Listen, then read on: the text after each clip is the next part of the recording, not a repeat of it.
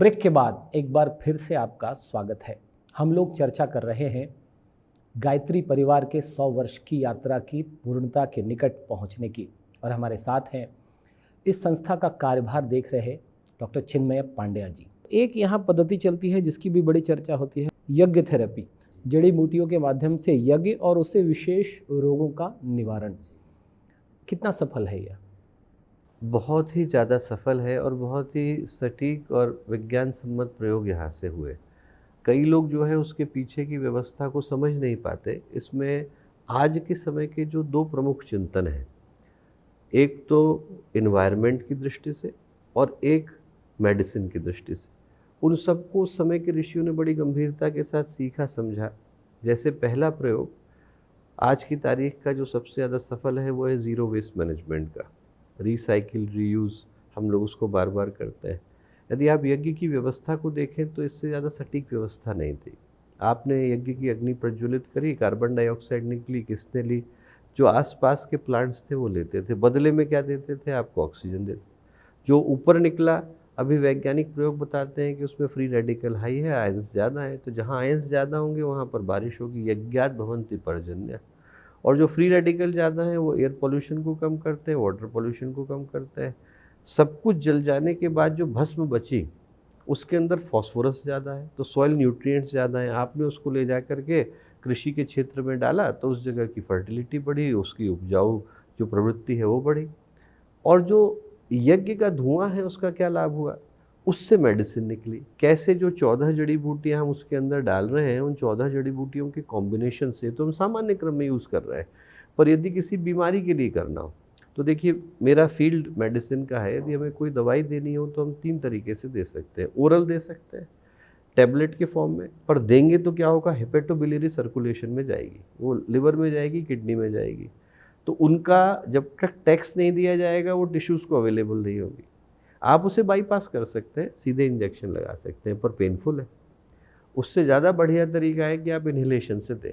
वो सीधे टिश्यू को गया, न ओरली गया न पेरेंट्रली गया, बल्कि सीधे टिश्यू को गया और बिना किसी को कष्ट दिए गया, और एक साथ 50,000 को दे दीजिए आप। उसी ड्रग को यदि 50,000 को हमें इंजेक्शन लगाना हो तो कितना समय लगेगा और कितने लोगों को कष्ट होएगा? ड्रग की डिलीवरी का इससे बेहतर सिस्टम नहीं था, तभी तो इन्हेलेशन से हम लोग एनेस्थीसिया देते हैं। तो जो मेडिसिन है उसकी दृष्टि से भी देखें तो ड्रग डिलीवरी का यदि आपका कॉम्बिनेशन राइट है, तो कॉम्बिनेशन, आपने डोजिंग शेड्यूल सही बनाया है तो आप टिश्यू को सही मात्रा में उपलब्ध करा सकते हैं। और जो प्रयोग यहाँ लंबे समय से चल रहे हैं वो भी इशारा इसी ओर करते हैं कि यदि उसको सही तरीके से दिया जाए, लगभग 40 विभिन्न तरीके के रोगों के लिए यहाँ पर जड़ी बूटियों का निर्माण होता है, और जो उसके प्रभाव आते हैं वो अद्भुत आते हैं। अद्भुत लोगों के ऊपर प्रभाव है। छोटी सामान्य तकलीफ़ों से लेकर, जिनको हम सीजनल फ्लू बोलते हैं, वहाँ से लेकर जो गंभीर बीमारियाँ हैं, कैंसर तक, उनके इलाज के लिए जो व्यवस्था है। माइकोबैक्टीरियम ट्यूबरकुलोसिस पर central pollution control board IIT के साथ मिलकर के एक बहुत ही अद्भुत प्रयोग यहाँ पर संपन्न हुआ, जो बाद में सभी प्रतिष्ठित जर्नलों में पब्लिश भी हुआ। तो ऐसे बहुत सारे प्रयोग हैं जो इशारा यही करते हैं कि यदि वो कॉम्बिनेशन प्राप्त कर लिया गया तो फिर चिकित्सा को सही तरीके से, सटीक तरीके से कर पाना संभव है। मैं दर्शकों की जानकारी के लिए बता दूं कि आप क्वालिफाइड डॉक्टर हैं और इस समय आप देव संस्कृति विश्वविद्यालय के प्रतिकुलपति हैं। लेकिन इस मौके पे मैं थोड़ा आपकी जो जीवन यात्रा है दर्शकों के लाभ के लिए, और उनको एक दिव्यता का दर्शन और होगा पूज्य गुरुदेव का। जो आपकी यात्रा में डॉक्टर बनना नहीं था आपकी योजना में, लेकिन आप डॉक्टर बने, विदेश भी गए, और अब अखिल विश्व गायत्री परिवार के सक्रिय संचालन का दायित्व। कैसे ये सारा परिवर्तन हुआ? 2 लाइनों ने गुरुदेव के जीवन को बदला। मैं वैसे कहूँगा तो शायद व्यक्ति उसको समझ न पाए, पर जब वो घटना घटी उस समय तो उसका मूल्य उतना हम लोगों को नहीं समझ में आया। मैं 8 ही साल का था, पर जब जीवन की अब इस यात्रा में पलट करके उन 2 लाइनों को महसूस करता हूँ तो लगता है गुरुदेव ने पूरे जीवन की रेखा ही उस समय खींच दी। उनके हाथ में दवाई लगा रहा था, बोले तुझको डॉक्टर बनाएंगे, लंदन भेजेंगे। तो मैंने कहा गुरुदेव मेरा मन नहीं था। बोले मेरे मुंह से निकल गया है बेटा, मैं बदल नहीं सकता हूँ। और मेरी जीवन की यात्रा अनेकों जगहों पे गई, फिज़िक्स, केमिस्ट्री, मैथमेटिक्स लेने में गई, वहाँ से फिर बायोटेक्नोलॉजी में गई। घूम करके मैं वही बना। और उसके बाद ऐसी परिस्थितियाँ भी बनी कि मुझे जाना लंदन ही पड़ा अपनी हायर एजुकेशन के लिए। तो ऐसा कई बार पलट करके देखते हैं तो लगता है कि जैसे गुरुदेव ने पूरे जीवन की रूपरेखा 2 ही लाइनों में निर्धारित कर दी थी। उनके मुख से निकलता था वो मंत्र बन जाता था, एकदम जैसे ऋषि वाक्य हम लोग बोलते हैं, ऐसा गुरुदेव का कहा होता था। आपके ऊपर देव संस्कृति विश्वविद्यालय का पूरा दायित्व है और एक कल्पना जिसे हम माध्यमिक और इस स्तर पर तो विद्यालयों में कई जगह देखते हैं, लेकिन उच्चतर शिक्षण में पीएचडी और उससे आगे के शिक्षण में भारत की संस्कृति को ठीक उसी रूप में सामने ला देना, इसका काम देव संस्कृति विश्वविद्यालय कर रहा है। इसके तहत आपकी कई देशों की यात्रा भी हुई और जैसा कि आपके अनुभव पढ़ने को मिले हैं कि वहाँ भी भारत की संस्कृति का ठीक ठीक उसी रूप में दर्शन हुआ। कुछ अपनी विदेश यात्राओं के विषय में आपसे जानना चाहेंगे। पूज्य गुरुदेव ने एक पुस्तक लिखी थी, समस्त विश्व को भारत के अजस्र अनुदान, और वो पुस्तक अपने आप में आई ओपनर है कि कैसे विश्व के कोने कोने में भारत की जो संस्कृति है उसके पदचिन्ह हमें देखने को मिलते हैं। और एक बड़ा उदाहरण centre for Baltic culture and studies के रूप में हमारे विश्वविद्यालय में है। जो बाल्टिक देश हैं, उनकी भाषाएं, उनकी संस्कृति, उसके अंदर जो भारतीय संस्कृति की झलक है, और भारतीय संस्कृति की झलक जितनी गंभीरता के साथ उसके बनावट के अंदर है, उतनी शायद आपको विश्व के किसी अन्य क्षेत्र में देखने को न मिले। मिलती हर जगह है, पर उतनी गंभीरता के साथ। जैसे लिथुएनियन में जितने शब्द हैं, अग्नि वहाँ के कॉमन नामों में से एक है। सुरवा जो हम लोग यज्ञ के लिए उपकरण यूज़ करते हैं, उसी से वहाँ का श्रवण शब्द आया। यहाँ तक कि पक्षस है, यहाँ की देवता है, यहाँ की देवर जिनको हम बोलते हैं। जैसे आप इंग्लिश में जाएं तो छोटे ब्रदर इन लॉ और बड़े ब्रदर इन लॉ के लिए कोई डिफ्रेंसिएशन नहीं है, पर उन संस्कृतियों में है। वहाँ पर देवर दीवरिस है। ये सारा का सारा चिंतन जो था वो लगभग वैसा ही है जैसा भारतीय संस्कृति से परिलक्षित होता है। तो इन देशों में हम लोगों की बड़ी गहराई के साथ कार्य करने की भावना रही, जहाँ पर न केवल भाषागत समानता है बल्कि संस्कृतिगत समानता भी है। और उसका जो दर्शन है वो वहाँ के जीवन के हर छोटे से लेकर बड़े आयाम के अंदर होता है। तो लगभग बाल्टिक देशों में लाटवियन, लिथुएनिया, एस्टोनिया में हम लोगों के 24 के करीब अंतर्राष्ट्रीय अनुबंध हैं। वहाँ के अनेकों विद्यार्थियों को हम लोगों ने देव संस्कृति विश्वविद्यालय में ट्रेन किया, और हमारे यहाँ के अनेकों विद्यार्थी, 54 से ज़्यादा विद्यार्थी वहाँ प्रशिक्षण दे कर के और लेकर के आए। इसी तरह का काम लगभग यूरोप के हर क्षेत्र में है। अजरबैजान में आप चले जाइए, वहाँ पर बाकू के अंदर अग्नि देवता का मंदिर है, आतिश शाह के नाम से जाना जाता है। स्वीडन के आप एकदम शिखर पर चले जाइए, वहाँ उपासना स्थल है, उपसला के नाम से जाना जाता है। इस तरीके के चिंतन को लेकर विश्व के कोने कोने में जहाँ कहीं पर भी भारतीय संस्कृति के पदचिन्ह देखने को मिलते हैं, उन सारी जगहों पर इस दृष्टि से कार्य करना कि उसकी शुरुआत कहाँ से हुई, और शुरुआत हुई तो आज उसकी पहचान किस रूप में देखने को मिलती है। इन कार्यों को करने का दायित्व तो हम लोगों ने लिया, और वैसे भी वो विश्वविद्यालय का जो मोटो स्टेटमेंट है उसके बिल्कुल अनुरूप है। गुरुदेव ने जो मोटो स्टेटमेंट दिया वो दिया, सा प्रथमा संस्कृतिर विश्ववारा, यजुर्वेद के 4थे अध्याय का मंत्र है। और कहने का अर्थ ये है कि सभ्यताएं विश्व में अनेकों हो सकती हैं, संस्कृति तो एक ही। आपकी सभ्यता अलग हो सकती है, इटालियन सभ्यता अलग हो सकती है, ग्रीक सभ्यता अलग हो सकती है, ईरानी सभ्यता अलग हो सकती है, नो प्रॉब्लम, पर संस्कृति तो एक है, मानवीय संस्कृति है, और उसी संस्कृति का पोषण करने की आवश्यकता है। उस संस्कृति से थोड़ा आते हैं आज के विषय पर, और आज से लगभग 30-40 वर्ष पूर्व www या इंटरनेट एक बज़ वर्ड हुआ करता था, और आज के समय में AI, आर्टिफिशियल इंटेलिजेंस या मशीन लर्निंग, और इससे जुड़ा जो संकट है वो भी कम गंभीर नहीं है। तो क्या विश्वविद्यालय उसको लेकर भी कुछ काम कर रहा है? जी, हम लोग अकेले हैं जो विश्व के सबसे प्रतिष्ठित AI एंड फेथ कमीशन का हिस्सा है। और अभी कुछ ही माह पूर्व हिरोशिमा में एक बड़ी ही ऐतिहासिक अपील पर हम लोगों ने भारत के प्रतिनिधि के रूप में हस्ताक्षर भी किए, और उसको करने के पीछे के 2 कारण थे। तो हिरोशिमा को प्रतीकात्मक रूप से देखा जाए तो पिछले सदी की जो सबसे त्रासदीपूर्ण घटना है वो यही है कि जब 1945 में वहाँ पर न्यूक्लियर बम गिराया गया। उस समय का जो एडवांस साइंस था वो एटॉमिक बम था, आज के समय का जो एडवांस साइंस है वो आर्टिफिशियल इंटेलिजेंस है, और आर्टिफिशियल इंटेलिजेंस के साथ 2 या 3 गंभीर चुनौतियाँ हैं।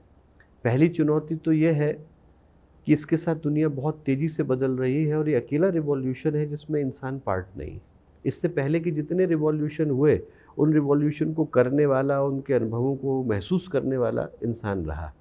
ये अकेला ऐसा है जिसमें अब मशीन खुद ही अपने रिवॉल्यूशन को कर रही है और हम उससे अपरिचित हैं। चैट जीपीटी को ही ले लें, उसमें जो रिवॉल्यूशन हो रहे हैं उससे वैज्ञानिक भी अबूझ ही हैं।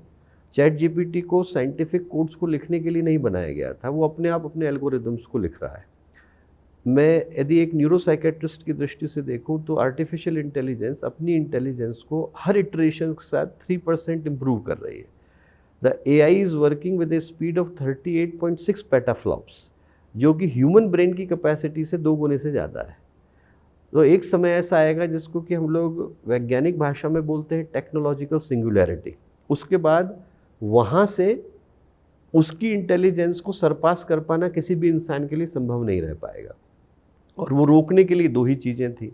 पहला तो ये कि हम आर्टिफिशियल इंटेलिजेंस को इंटरनेट से कनेक्ट न करें, क्योंकि करने के बाद वो दुनिया की सारी इन्फॉर्मेशंस को रिसीव कर पाने की सामर्थ्य रखती है। वो हम ऑलरेडी कर चुके हैं, और अब उसको रोक पाना संभव नहीं, क्योंकि हर व्यक्ति के हाथ में वो पहुंच चुकी है। जहां रोका जा सकता है वो ये कि उसके लिए गाइडलाइंस ऐसी स्ट्रॉन्ग बनाई जाए ताकि उसका यूज़ जो है वो सही हाथों में जा कर के कंट्रोल हो सके। जैसा कभी न्यूक्लियर पावर के बनने के समय किया गया, कि जिस समय में परमाणु बम बने उस समय में विश्व के सारे देश एक साथ इकट्ठे हुए, उन्होंने सोचा कि इसको रोकने के लिए क्या करने की आवश्यकता है। ठीक वैसा ही कुछ अभी करने की आवश्यकता है, और इसको हम लोग इस दृष्टि से चुनौती मानते हैं कि ये मानवता के सम्मुख एक बड़ी भीषण चुनौती है, पर इस दृष्टि से सौभाग्य मानते हैं कि उसके एकदम फाउंडेशन की बॉडी में हम लोग शुरू से ही इन्वॉल्व हैं और प्रयत्न कर रहे हैं कि इंसानियत और मानवता को उसी चुनौती या खतरे से दोबारा न गुजरना पड़े जैसा 100 वर्ष पूर्व कभी एटॉमिक बम के गिरने के समय हुआ था। इस चुनौती और खतरे के बीच में थोड़ा आपको पीछे ले जाना चाहूँगा।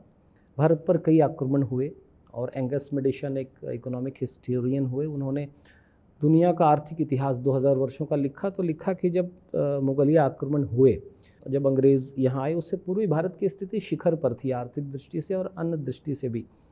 वो सारे संकट हमने देखा, वहाँ से हम निकले, स्वतंत्रता की प्राप्ति हुई, 75 वर्षों का कालखंड। आप समाज में काम करते हैं, दुनिया के देशों की यात्राएं आपने की हैं। एक वो समय था, एक वो संकट था। आज भी एक साइबर संकट और कई तरह का सांस्कृतिक संकट भी सामने है। क्या आपको लगता है वो संकट बड़ा था या आज का संकट बड़ा है? आज का संकट ज़्यादा बड़ा है। आज का संकट इसलिए ज़्यादा बड़ा है क्योंकि आज का संकट घर घर के अंदर और व्यक्ति व्यक्ति के हाथों में पहुंच गया है। देखिए, जो सबसे बड़ी दिक्कत है वो ये कि इंसान इंसान के रूप में सफल क्यों हो पाया। आज से 20,000 साल पहले एंथ्रोपोलॉजिकली देखें तो होमो सेपियंस अकेली स्पीसीज़ नहीं थी। हमारे अलावा निएंडरथल मैन था, क्रो-मैग्नन था, डेविडसोनियन था।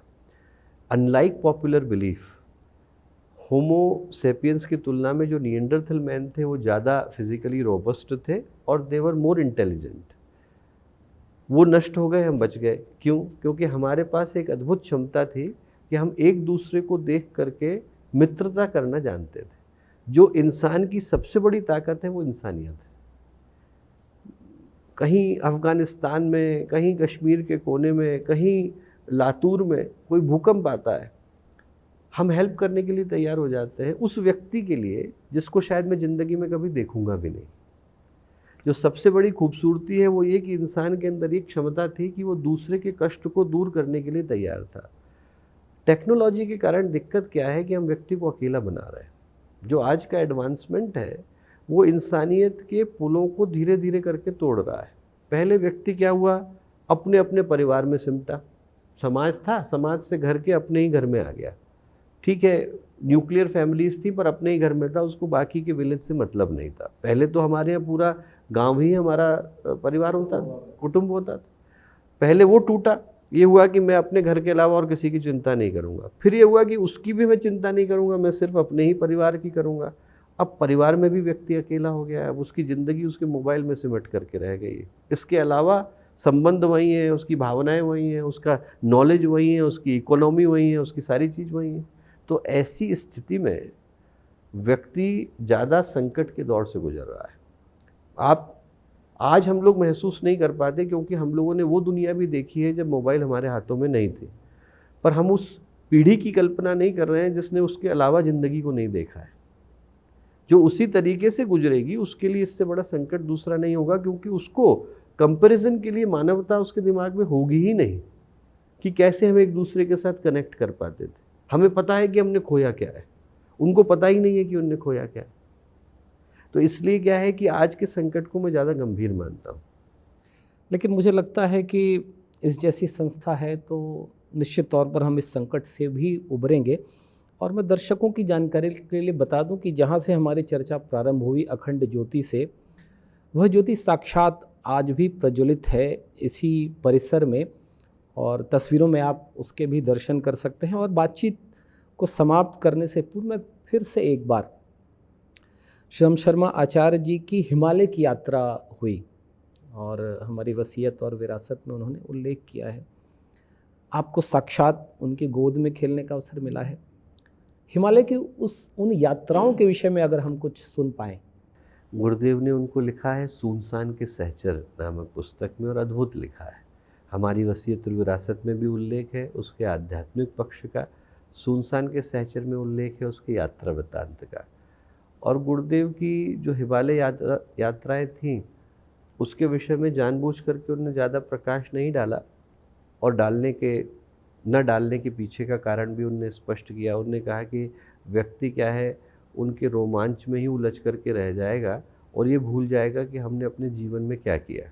गुरुदेव ने कहा जो हम असली में चढ़े हैं वो आदर्शों का हिमालय चढ़े हैं। हमने अपने जीवन को परिष्कार के पथ पर घिसा और उससे जो निकल करके आया उससे लोगों को प्रेरणा प्रदान करी। पर गुरुदेव की जो हिमालय यात्राएं थी वो निश्चित रूप से उनको आध्यात्मिक दृष्टि से अलौकिक कह सकते हैं। 15 वर्ष के पूज्य गुरुदेव थे जब उनके सामने उनके गुरु उसी अखंड दीपक के अंदर से प्रकट हुए, और उनने उनको पहला जो कार्य सौंपा वो हिमालय में जाकर के तप साधना करने का था। तो गुरुदेव ने उसके कुछ ही वर्षों के बाद हिमालय की तप साधना का उनको संकेत मिला, वो हिमालय गए। और उस समय की जो परिस्थितियाँ थीं वो आज की तरह से नहीं थी। हरिद्वार के आगे कोई रोड नहीं थी, यहाँ से पूरी यात्रा दुर्गम थी। दुर्गम हिमालय में लोग जाते नहीं थे। उस समय जाते थे तो अपना श्राद्ध करके जाते थे कि दोबारा इसी स्थान पर आएंगे, इसका व्यक्ति को खुद ही भरोसा नहीं होता था। उस समय में गुरुदेव हिमालय जाकर 1 वर्ष की साधना करके आए, और उसके बाद हर 10 वर्ष के बाद 1 वर्ष पूर्णतः एकांत में रहकर हिमालय की साधना करी। जो गुरुदेव की यात्राएं हैं हिमालय की, उन यात्राओं के 2 परिणाम हैं। हर यात्रा के बाद गुरुदेव एक नई योजना को लेकर के लौटे और नई योजना को स्थापित किया। हर आपके दर्शक से मैं निवेदन करूंगा कि यदि गुरुदेव की एक पुस्तक पढ़नी हो तो हमारी वसीयत और विरासत को ज़रूर पढ़ें, ताकि व्यक्ति ये अनुभव कर सके कि वो जो हिमालय से गुरुदेव ऊर्जा लेकर के लौटे और जो आश्वासन वहाँ देकर के ऋषि सत्ताओं को लौटे, उसका उनने किस तरीके से यहाँ मैनिफेस्टेशन का पूरा माध्यम बनाया। दूसरा, जो हिमालय की तप साधनाएं थी वो गुरुदेव ने ये बताने के लिए करें कि यदि व्यक्ति अपने जीवन को परिष्कार के पथ पर कसता है तो उसके जो परिणाम निकल कर के आते हैं वो आज के समय में भी उतने ही संभव है जितने कभी सतयुग में संभव हुआ करते थे। तो मुझे लगता है कि हर उस व्यक्ति के लिए जिसके जीवन में साधना की ललक और भूख है, तड़प और प्यास है, उसे गुरुदेव की उस पुस्तक को पढ़ने की आवश्यकता है। यह चर्चा लंबी चल सकती है लेकिन समय की अपनी एक मर्यादा है। डॉक्टर चिन्मय पांड्या जी, संसद टीवी से बात करने के लिए आपका बहुत बहुत धन्यवाद। शताब्दी वर्ष के आयोजन और उसकी तैयारी प्रारंभ हो चुकी है, उसके लिए संसद टीवी की तरफ से बहुत बहुत शुभकामनाएं। भारत को विष्णु पुराण ने पुण्य भूमि के रूप में निर्दिष्ट किया है। दिव्य सत्ता का, सूक्ष्म सत्ता का जो दर्शन होता है वो दरअसल सहजता में, निर्मलता में और सरलता में होता है। और इस स्थान पर आकर आप इन रूपों में दिव्य सत्ता का दर्शन कर सकते हैं। तो भारत का जो मौलिक स्वरूप है, उसका आध्यात्मिक स्वरूप है, चिंतन है, उसके दर्शन करने हों तो आप शांति कुंज परिसर में अवश्य आएँ, इसका आनंद लें और उस विचार को और भी लोगों तक पहुंचाएं। इस कार्यक्रम को देखने के लिए आप सभी दर्शकों का भी बहुत बहुत धन्यवाद। बने रहिए संसद टीवी के साथ।